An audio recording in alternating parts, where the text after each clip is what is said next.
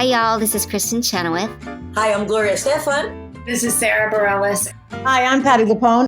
This is Lin-Manuel Miranda. You're listening to the Broadway Podcast Network.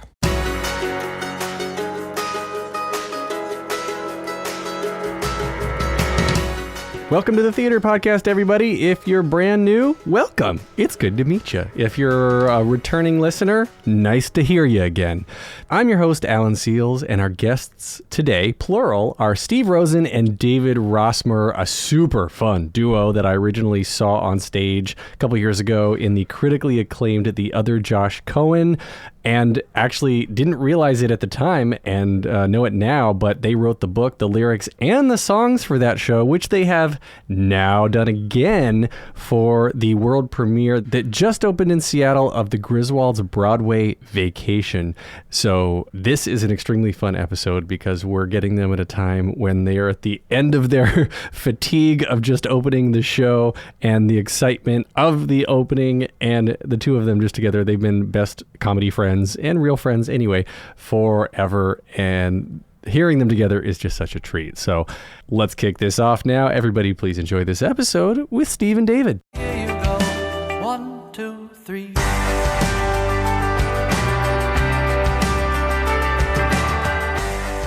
I am super excited to get into our interview today. We have both halves of an incredibly talented duo of creation. Both of these gentlemen have many Broadway acting credits to their name, recently earning critical acclaim for their off-Broadway production of The Other Josh Cohen. They created the hit show Don't Quit Your Night Job, and between the two of them, have created original works. I guess it's between the two of you. I don't know. Original works for amazing peeps like Kelly Ripa, Kelly O'Hara, Sting, Zachary Levi, Ariana Grande. Individually, my COVID brain is great. Individually, they are creators of several podcasts, radio plays, and radio comedies, and have now decided to join themselves once again in holy career matrimony as the book, lyrics, and songwriters for lyricists and songwriters for the Griswolds Broadway Vacation. David Rossmer and Steve Rosen, welcome to the Theater Podcast. There we go. I got it all out. Yay. Wow. That was the greatest introduction ever. And that's all the time we've got. I appreciate you being here. No. Thanks for having us. Bye. All right. I want to jump into Griswolds Broadway Vacation because the Griswold is a family that we know. They are a very loving group of individuals that like to travel around and get themselves into trouble. And we're going to get into the history of how the two of you work together and how you met and how you decided to love each other in holy career matrimony. But first, about Griswolds, I want to have you explain like how this process even started, because this is something like a story of people traveling. The vacation series are it's a storytelling motif that's always changing and driving from place to place. So how do you adapt that to a stage adaptation? Why do you adapt that into stage? Well, I think actually the most exciting part was when they first approached us. What tickled us was the idea that this was not a adaptation of any of the vacation movies. This was an opportunity to take these iconic characters that you're talking about that everyone knows, and my family at least, we were always called the Griswolds by our neighbors for all the antics we got into left and right, and putting them in a wholly original adventure. And when it was it's really the next chapter of their story, and they come to New York City to see a musical, and it's a musical. And that felt really like a great idea to put on stage. And especially, we were sort of the timing of it all, a show right now, a sort of big old Broadway comedy where about people leaving the house after a long time and going back on vacation with their family felt very appropriate to the times, and why it's probably been so much fun and so refreshing to work on.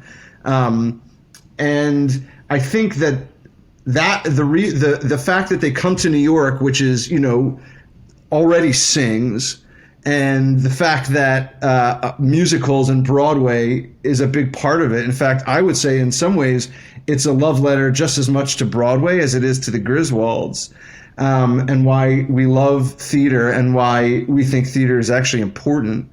For those reasons, it felt like it had to be on stage.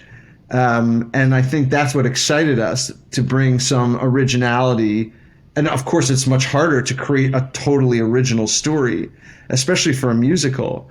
But I think we were inspired by these characters, these archetype characters who everyone knows and loves and feels akin to. No, I was going to say I totally agree with everything that David said. Plus the fact that of all places to celebrate on stage is New York. New York has been such a classic location for so many of my favorite Broadway shows that I've seen over the years. It is such a fertile environment for adventures and hijinks, and the opportunity to create, like On the Town does of that generation, basically to create a New York that is of the world we live in today, that is recognizable to a modern audience. And as people who are New Yorkers and love New York, but also recognize the tourism industry, we work in Times Square a lot. We see what happens when people come to town and what they are confronted with, the New York that they are presented with. It just seems like a really fun opportunity to really explore that family that brings chaos wherever they go to a completely unpredictable city. Seemed just like a very interesting and fun chemical combination that opened a lot of opportunities for both comedy and also just to try and present some of the magic that it is to be in New York City. You've got these archetypal family characters that you're talking about, but then what New York I guess stereotypical New York characters did you decide to bring in? And is there anything that got cut that you were sad about, like the I'm walking here guy and the nuts for nuts guy and all these other people that as New Yorkers, we know I'm getting to my accent already, so like what? Okay, I'll stop right there. What characters did you bring in that are fun to talk about? It's funny you said this because literally both of those characters are in the show. You won't be disappointed. If you want nuts about nuts, they both made it. So the nuts for nuts, the naked cowboy, naked cowgirl. Yeah. You got naked people in the show, or mostly naked people? Yep. Sweet. We've now covered all the bases. Yeah, keep naming them. We'll tell you if they're in. Let's see. But even down to the people that sell you the umbrellas on the street where the prices go up $20 as soon as a raindrop falls. They're here too. Yeah, and Elmo and Mickey with their heads off. Well, in the Griswold, in the vacation movies, they have a sort of parallel for Disney, which is Wally World. Right. And so that's actually something we honed in on very early on in the process was, wow, Disney has such a presence in Times Square and Manhattan. So it gave us an opportunity to play with that. And they actually end up going to the official Wally World restaurant of Times Square, Marty Moose's House of Pancakes in the show. Is Bubba Gump still open in real life, right? Bubba Gump Shrimp? It is. I avoid all of that so hard. That and Olive Garden. I don't know. But I figured they have to go to one of those things. Those are real New York City restaurants. Those are some of the finest cuisine of Times Square. I remember, when I was in high school and I visited New York for the first time, middle school? High school. I think it's ninth grade. Yeah, we went to Olive Garden. And I was like, this is the quintessential New York experience. We are in Times Square at the Olive Garden, and it was the best experience I had in that particular week. You asked about things that got cut. Something that did get cut was actually a Bubba Gump Shrimp bit, where there used to be this scene where a poor pedestrian tourist got hit by a carriage horse, and a tourist doctor comes out to help him, and this man needs help, whatever, and then you hear zzz, zzz, and he checks his pager, he says, "Oh, I'm sorry, I have to go, my table's ready at Bubba Gump Shrimp," and he ran off. And that one didn't make it, but we love you, Bubba Gump Shrimp. There's too much going on with carriage horses right now. That's a good call to cut that bit. I agree. Totally. Yeah. So is there something carriage horses? Yeah, there's like been some horses have been mistreated, I think, is sort of what's in the news right now. So yes, that's terrible. Yeah. So on that fun note, we are in solidarity. Yeah. We are in solidarity with carriage horses. Just so you know, We stand in solidarity with the New York carriage horses. the horses, not the drivers of the horses. Yeah. Right. Yeah. So are you yay or nay for abolishing horses in Times Square? I think we should. My daughter loves the carousel horses in Central Park. That's true. So I think we should just ride carousel horses around Central Park. All right, that's the takeaway from this episode is Central Park horses, not real horses in New York. There you go. Right. The two of you have a history of working together, doing everything, soup to nuts, in creating these things. To quote Kung Pao, Enter the Fist, that's a lot of nuts. Tell me you guys know that movie. I'm literally giddy with excitement talking to both of you. I love both of you so much. Okay, so tell me about how you met. Where did you start working together, and why? Of all the things that you can divvy up and hire other people to do and whatnot, why did you decide to do all the nuts? Well, we met. I mean, really, I think because our parents didn't want us hanging around at home over the summer, and so, yeah, they wanted us out so they could do adult things, and they both sent us to a performing arts summer camp in upstate New York called French Woods, and David and I actually met before we had even exchanged pleasantries, said hello, found out each other's names. We were auditioning for like an improv group that they had at camp, like an improv troupe. And we were actually improvising together in a scene where there were two people narrating the scene and he and I were silently acting out the scene. And very long story short, we were cracking each other up and the room up with this stuff where we couldn't even talk. And from that point on, we have been extremely close friends, and we've been making stuff together ever since, making each other laugh and then trying to use that to influence other people's senses of humor as well. And I think the reason we wrote everything is because it's just sort of how things evolved when we did the other Josh Cohen and when we did, Don't Quit Your Night Job even, though we had Dan Lipton and Sarah Salzberg as well. But we always sort of just chipped in and did everything. I think that we both write music and we both write lyrics and we both, write book and plays. So it felt like a nice match. And actually, we were doing less on this than we did on Josh Cohen because we're not in this. True. Knock on wood. So this was like, we were like, all we have to do is write book music and lyrics. This is a breeze. The actual process of sitting down for those three different things, right? So where do you... We never sit down. We always write standing out. Oh, good. This good, is actually, good. this is the first time we've sat down in probably about 3.5 months. Yeah. Actually, Yeah. you're hanging upside down with the camera rotated. So Exactly. It looks like... Yeah, Totally. I get it. Where do you start with the process?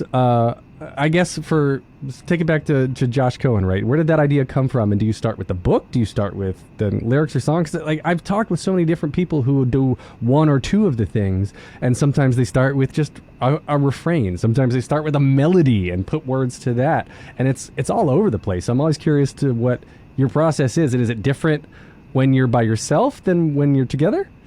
It's much quieter when we're by ourselves.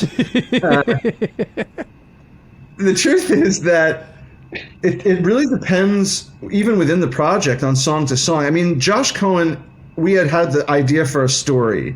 And so that was born out of a story, meets us being in Los Angeles before a TV meeting, and we were nervous, and we pulled the guitar off Steve's sublet wall and just started to write fake Neil Diamond type songs for our amusement. And somehow it felt like, wait a minute, we can put this story idea together with these song ideas and kind of make something interesting.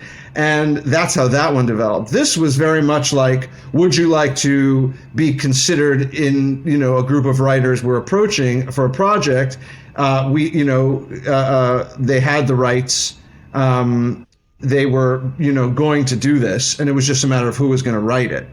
And so they had an for idea, this- but no story or any of those things. They really wanted to hear every part of how it would work. Sorry, David. Go ahead. No. I was just going to say, that we came up with sort of a bud of a story and said this would be the general idea, and then we were tasked with writing 2 songs. So we wrote an opening number, which is similar to the opening number now, but not the same. And then we wrote actually an Act 2 11 o'clock ballad number for Ellen, because we knew that we wanted to make this a very Ellen-centric story.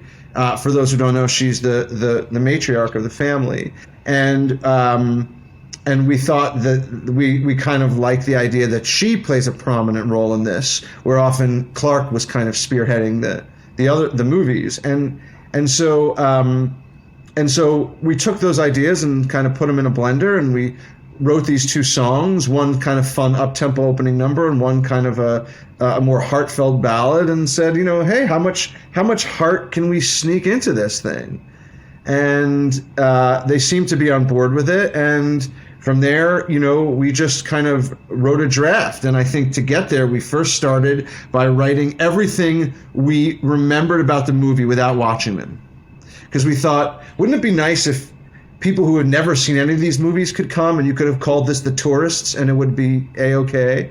And so we tried to kind of create something that would be between, for people who have never seen any of these movies and for people who love the movies. And that's a balance we're still trying to find, because people have very strong feelings either way. And so, how zany can it be? How much heart can you have before people are not getting what they kind of expect from the Griswolds? So and we love the puzzle. So I think in that regard, writing everything together is more of a facile approach for us. There is something organic. It is tricky to write everything, and it is a lot of hats, no question, and it is probably more stressful. But also, sometimes things come out more organic when it's just 2 people who can affect everything. And so, the songs can attach themselves better to the scenes, and, you don't have to wait for permission for 5 people to make changes. And we love to change. I think the cast probably hates us because we put in brand new lyrics to a song yesterday and we opened today. But I think it's the love of the puzzle, and because no one told us to stop doing it that way. That's very cool. And I guess the more you do as well, the more opportunities you have to win awards. So and that's why we do it, right? It's all about the awards. Well, the reason that anyone really gets into the arts is to compete against other people making different things for trophies. as appropriate, yes. Like, you need the validation, so you might as well do the most, because then you have the most opportunity to do that. So, Steve, I want to start with you then. Let's back up to wee Steve, tiny Steve. When did you get into performing music, playing instruments? What got you into the theatre? Well, I'll start with, I was never actually a wee Steve. I was born a full adult, which was hell on my mother. And I had a piano with me. No, I started, I grew up in a very musical household. My older brother played the violins, the Suzuki method, and my mother played piano. My father always wanted to be a musician. He actually wrote a song and went to the Brill Building when he was a kid. We recently found this record he made of himself writing this song. He is a dentist, so he never actually went into it, but music has always been a huge part of our lives. All of us had my dad wrote theme songs for all of us when we were kids. We all had our own songs. So just making up songs and singing has always been a big part of just the family dynamic. And I took piano lessons but Suzuki, which is the one where, your parent has to sit there taking notes while you play. And it became clear every week that I was not practicing. And then when the teacher would turn around to scold my mother would just be asleep in the chair. So it was,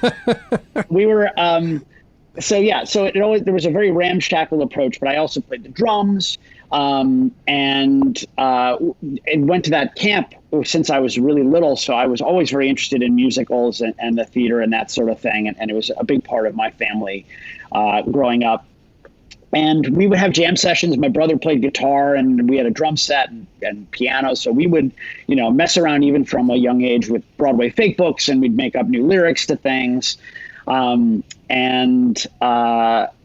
went to school, and really music has always been a huge part of my life. I went to college at NYU, and I've just really, I can't think of a time in my life where music wasn't playing a big part of it. So do you remember your theme song as a child?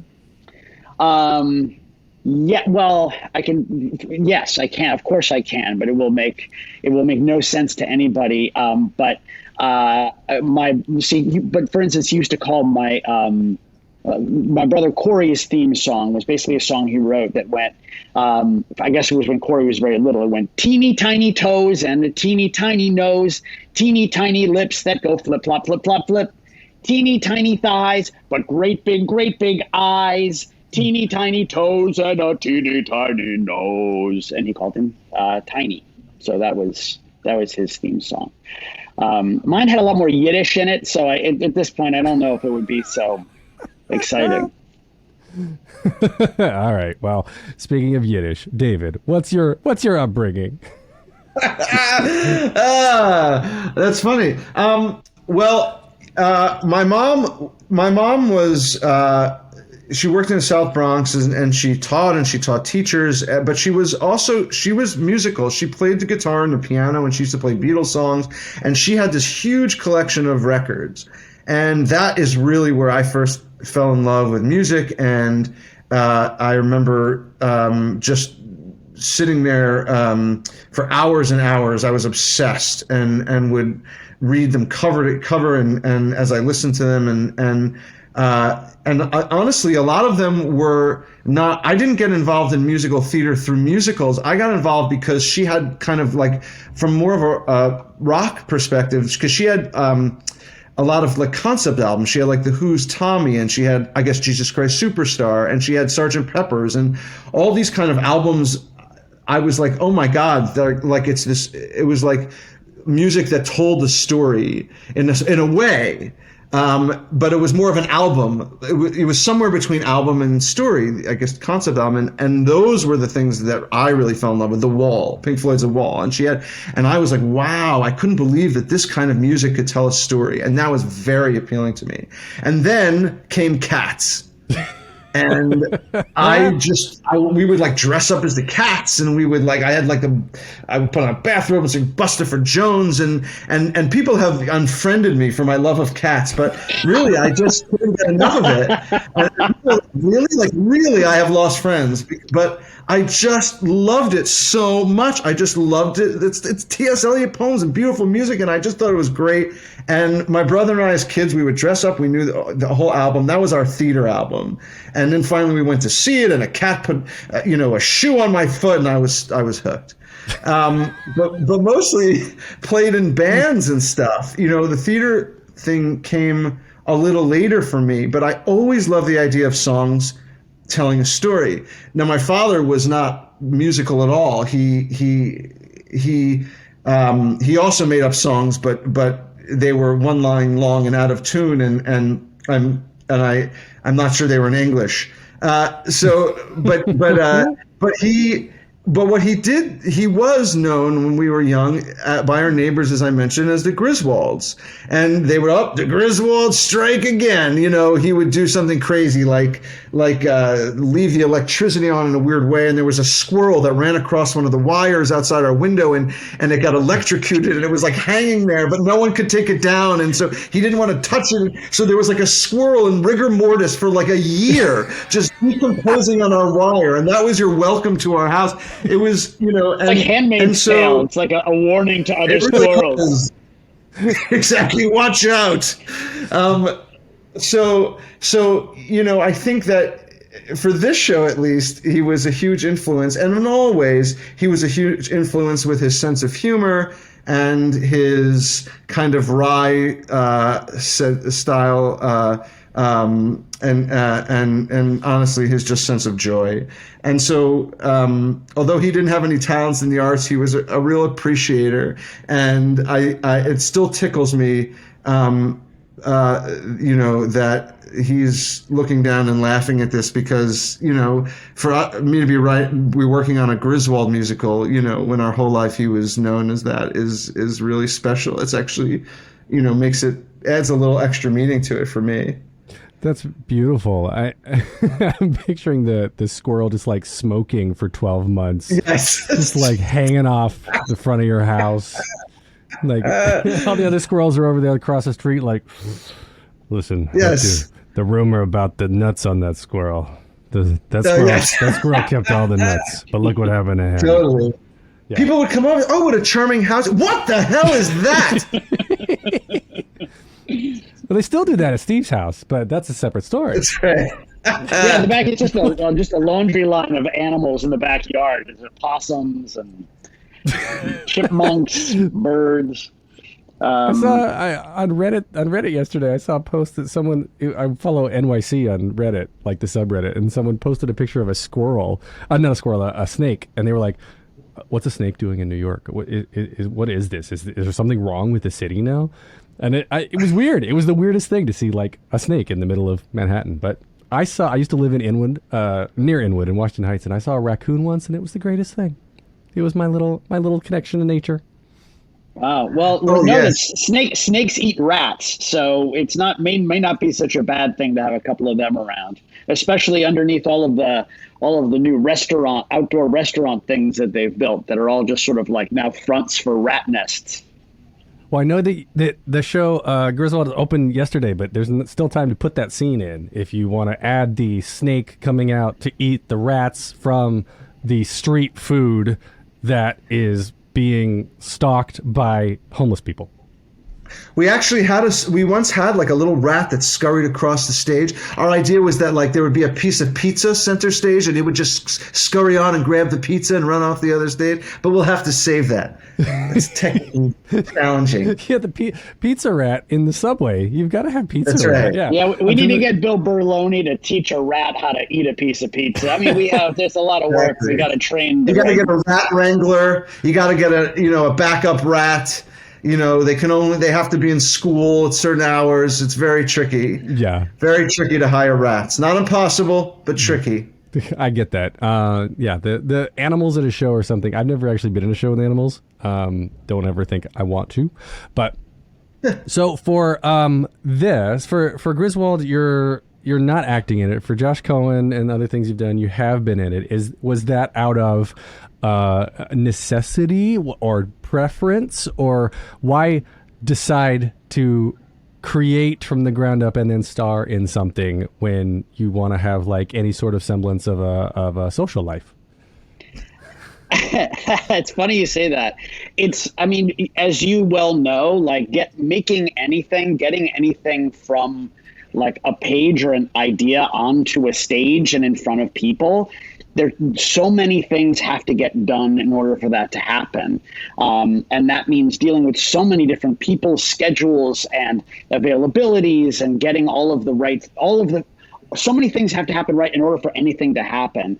And I think just by necessity, we have sort of just done everything because in order to streamline the process as much as possible, it's like, well, it will just be easier for us to just write for ourselves, especially for the Josh Cohen thing. It was like we tried to, at that one, we were trying to write something that required very little set that we could sort of do most of the work on ourselves, and where we could sort of surround ourselves with the material that we felt comfortable performing and that we could do it in the time frame that we have. A lot of the times these things are out of necessity because we have a show to do. Sometimes you get the date, like Don't Quit Your Night Job. We got the date of the first show before we actually really knew what we wanted to do. So really? A lot of the times it's like, yeah, that was, it was crazy. It was all through really Sarah Salzberg and Jesse Ferguson at Joe's Pub. And they wanted to start late night programming. And they were like, so we'll give you these 3 dates. You guys will do something fun, right? And we're like, great. And then we literally were like, okay, we've got 3.5 weeks to come up with a concept, a cast, a show. What are we going to do with this time? How do we advertise it? All that stuff. And, there's nothing quite like a deadline to make you work. So, I think really it was just born out of that. It's when you know that people are going to be sitting down in seats and watching what you're doing, you got to do it. You got to do whatever isn't being done. Do you have a repository or a Rolodex of ideas that you pull out that you bring out in cases like that? You're like, all right, I got 3 weeks to put something together. Let me pull something out of the hat that of shitty ideas that we can make less shitty. You should. That's a great idea. The Texas Idea Repository. Exactly. The Rossmer Rosen repository. It's by prescription only, and exactly. I've never taken a repository. I hear it's tricky. Yeah. Sometimes when we're faced with where we have a challenge of something that we have to figure out, sometimes an idea that we've had that hasn't been in something will come up again. That reminds me of this or that. But a lot of the times we just try to approach things with baby eyes and baby ears and take every situation new and see how we respond in real time. Because that is probably going to be the thing that if it's the first thing that comes into our heads, then it's probably going to be reflective of what other people are thinking in that moment too. So I'm curious too as to how you decide when to work together and when not to work together, because you each have your own individual credits that are equally impressive as the stuff you've created together. I touched on some of this in the intro, but like David, you've been working with Kelly Ripa's production company and sold something to ABC and wrote for Kelly O'Hara's album and blah blah blah. Yada, yada, yada, et cetera, et cetera. And then Steve, like you've created comedy material, like I said, for Sting, Zachary Levi, Ariana Grande. Like where did these opportunities come from individually? And you can tell each other to like put on earmuffs and cover each other's ears if you need to. But like, when do you decide to work together and not? Until he pisses me off. And then I'm like, forget this. I'm out. I'm out. I think I mean, I can't speak for David. First of all, those things that you mentioned, the Kelly, the Zachary Levi and the Sting and stuff, those things we did do together because those were through Don't Quit Your Night Job.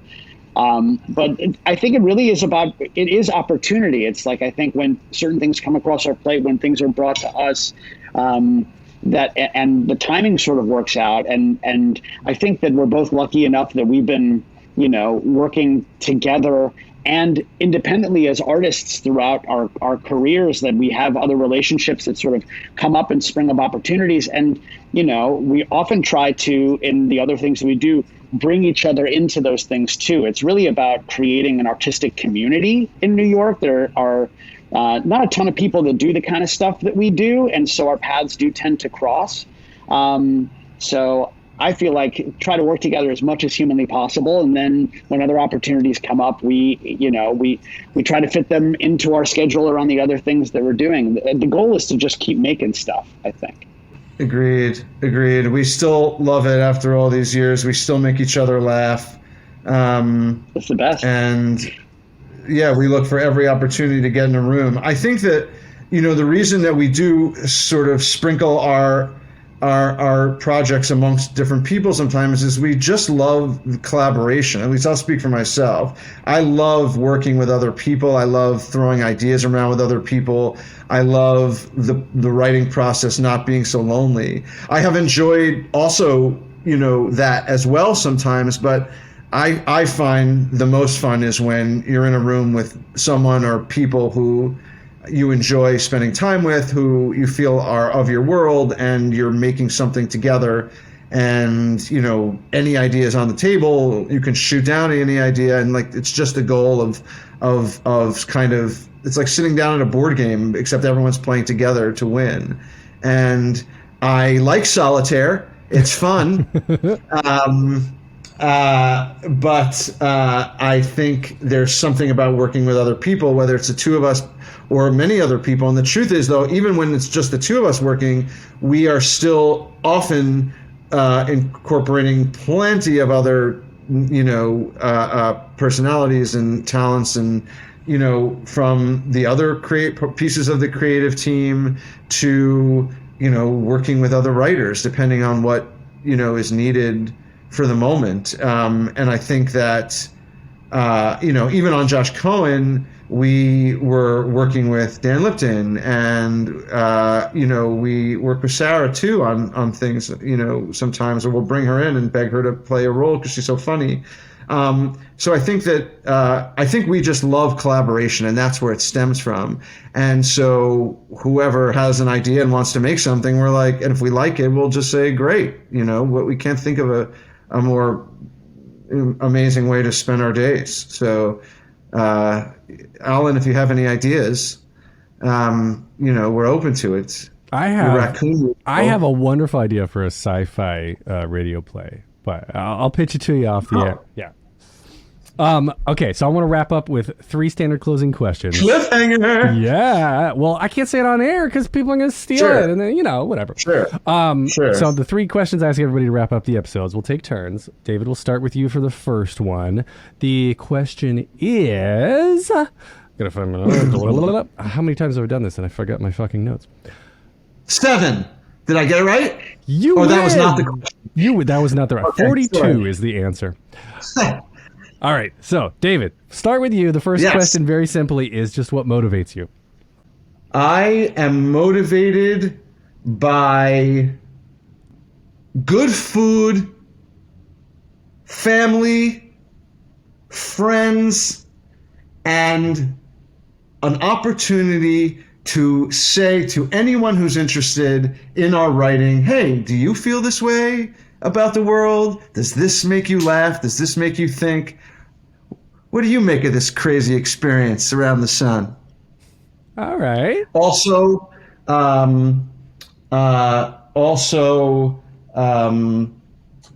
seized chocolate. Steve?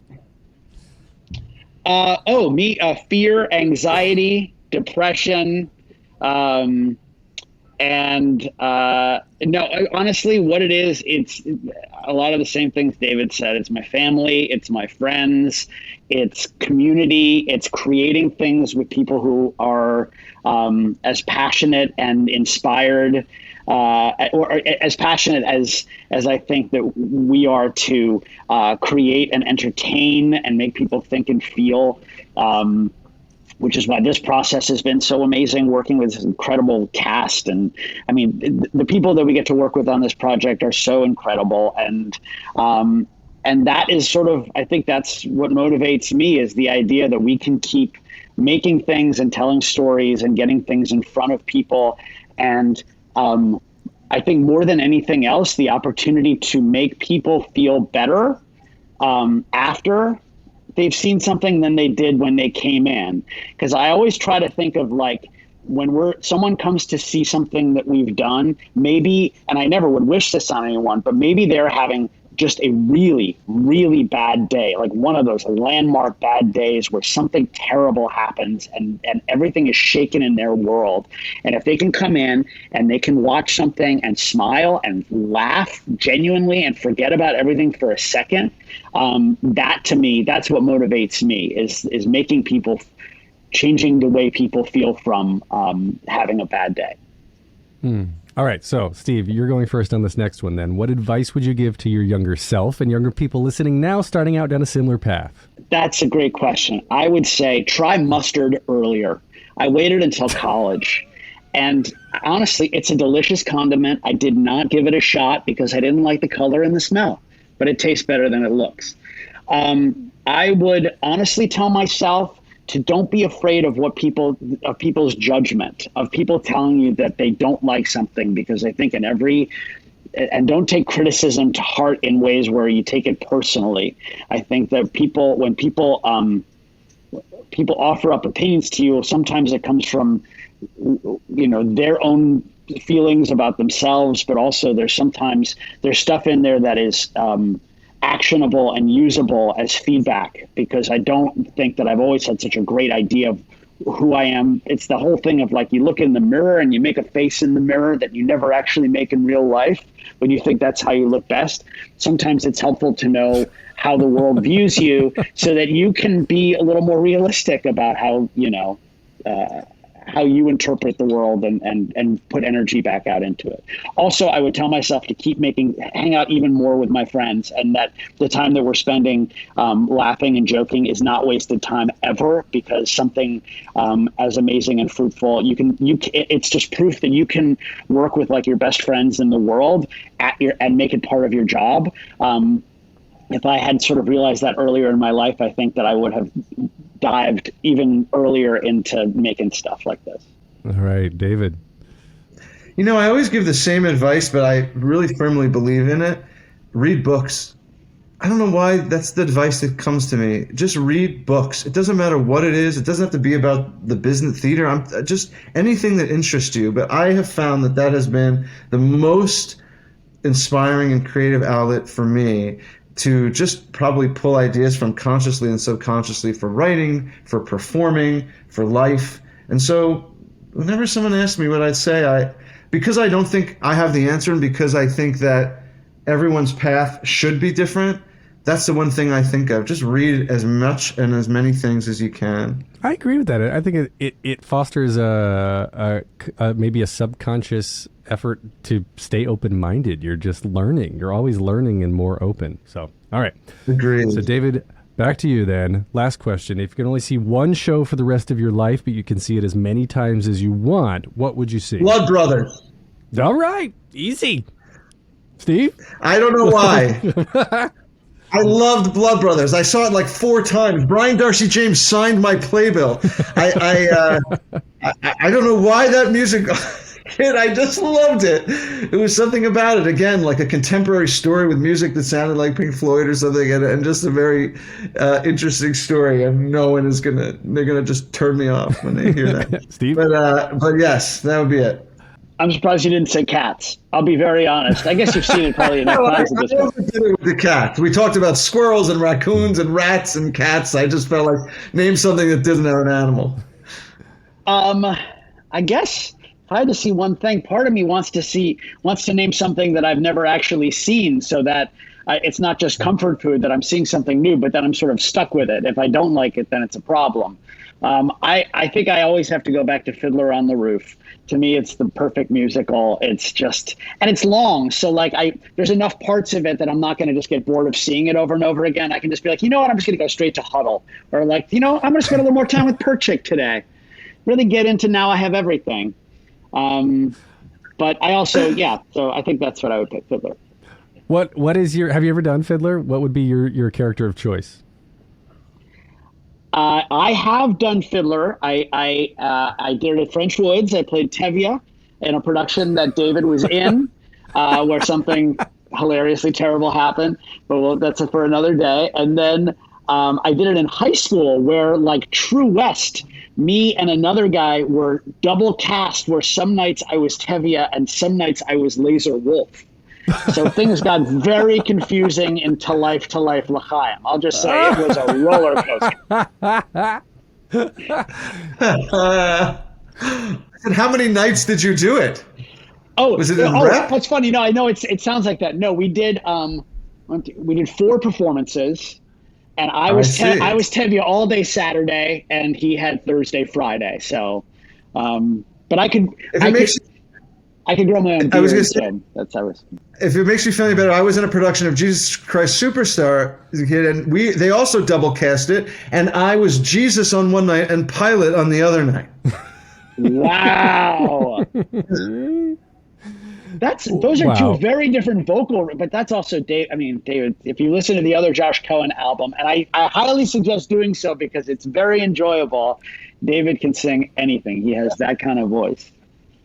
If David can do anything, it's play Jesus and Pilate in the same production. And he's Jewish. That's the craziest part. I guess Jesus was too. Exactly. Like the same character, half your face is Jesus, the other half is Pilate. That's you right. Just, you just turn one way or the other, and you can play in the same scene. Totally. The Jekyll and Hyde. Very moving sense of you. So where can we find you both online and connect with Fifth Avenue Theater, Griswolds, Broadway Vacation? We're at the Fifth Avenue Theater now until October 2nd. And if you go on Instagram to Rossmer Rosen, Rossmerrosen, you can see some very under-curated things that we put up because we are not the greatest social media people, but we try. We're learning. And, you know, we're in all the regular spots. If you look for us on Facebook or wherever you can find, or Twitter or Instagram, you can find those kinds of things. But you can find the other Josh Cohen album on any streaming place, any place where you listen to music. Really do come to Seattle and see us. It's a lot of fun. Yeah, and I'm going to plug too that what is it? Who are your Hunter Foster and is your Clark, and then who do you have now as your Ellen? Megan Reinking is her name. Megan Reinking. Megan Reinking, who you've probably seen on Broadway. She was in Hair, she was in Dracula, and she is just wonderful. Kate Rockwell, who was playing the role of Ellen, is having a she left our family show to go have her own family. Right. And so Megan Reinking has stepped into the role beautifully. It's another testament to this wonderful company that everyone is just with open arms. There are so many moving parts to this, and everyone is just being so adaptive and wonderful, and we're so lucky. Oh, yeah. That's beautiful. All right. Thank you. Thank you both. You can get more of me at thetheaterpodcast.com. I'm on Instagram, Twitter, and Facebook, and I'm on TikTok. I don't know what I'm doing there. That's also under curated. Thank you to Jukebox the Ghost for the intro and outro music. And Steve and David, thank you both so much. This has been fun. My cheeks hurt from smiling. Well, you know, and we just thank you for coming in with such a post-COVID sexy voice. It really was fun. And thank you. In a world where COVID takes over my body. It's weird. A sexy voice saying a very unsexy thing. Wait. What is sexy? Give me something sexy to say. Say. What is considered sexy? Griswolds Broadway Vacation is the hottest show in Seattle. Griswolds Broadway Vacation is the hottest show in Seattle. Oh my God, thousands of tickets just went. It's amazing. Cha-ching. Thank you. Take a deep breath, make the world a little colorful.